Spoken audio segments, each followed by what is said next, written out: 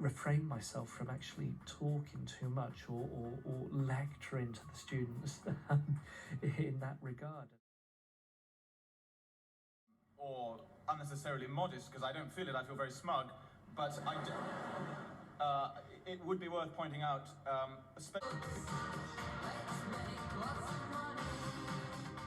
Hi. So yeah, it's pretty late where I am here, but I just had this idea for a video when I was writing to a class before, and I thought, you know what, let's just create some content. And this idea of mine is basically like, you've clicked on the title. Look, I would never tell anyone like, you don't have a good job, or I don't like your job. It doesn't matter what your job is. Like, anyone that has a job, I respect them automatically. Or if you're looking for a job, I've said that before.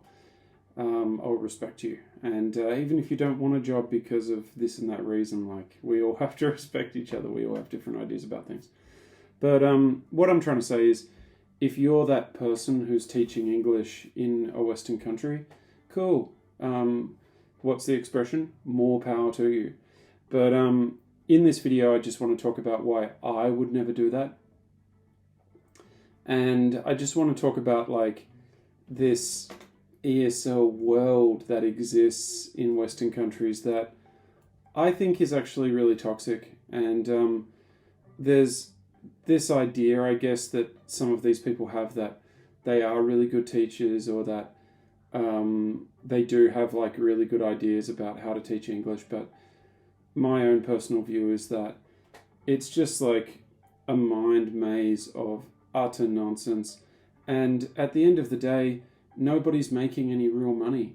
If you're living in Australia or England and you're teaching ESL, you're not making any money. You're making nothing. And what is the point of that? If money's not an issue, like if you're an independently wealthy person and you just enjoy teaching English and you want to work at a migrant resource centre or something like that, cool, go for it. You want to meet people, you want to be around people and help people to change their lives, great, do it. But the way I look at it is like, it just doesn't make any economic sense. Like, in China or Japan or Korea or any other country, you can actually get ahead by teaching English, but in your home country, it's just not going to happen.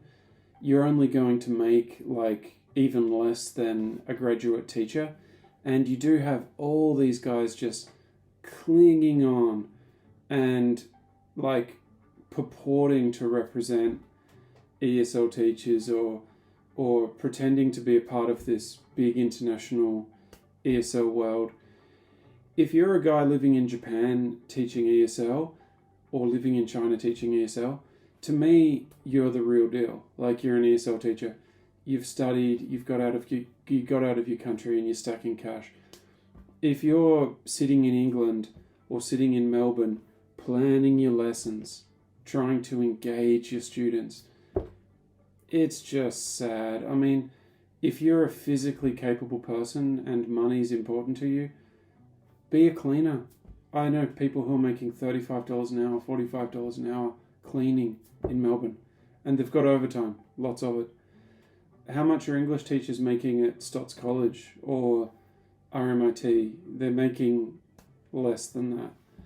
So, and they're even making less in the UK. They're making much less in the UK. So why aren't you driving a lorry? Like, this is the questions that I have for these guys. Like, why aren't you working as a bailiff? Why aren't you a real estate agent? Why don't you do something like that? If money's not important to you, face it. You don't care about making money. Cool. But there's really no reason that I can think of why anyone would teach English overseas, in their home country.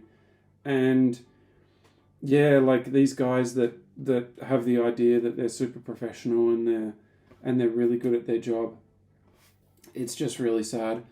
This guy, Martin Sketchley, I'm not having a go at him, but his videos, like, they will just put you to sleep. Like, it's the most boring stuff in the world. I assume that he's paid for subscribers because he's got over 10,000 subscribers and most of his videos have got like 200 views, 300 views, whatever. But he's an example of someone who just should have left the industry and found a job that actually pays the bills. And he's not the only one at all. And I would contrast guys like that who are clinging on with people who have just like taken their life in a totally different direction and actually followed the sort of advice they probably give to their students every day, which is to take advantage of the opportunities that a country like Australia affords, a country like England provides, where you can actually train and you can change your life through education, change your life through training. Anyway, that's all I had to say, so that's that.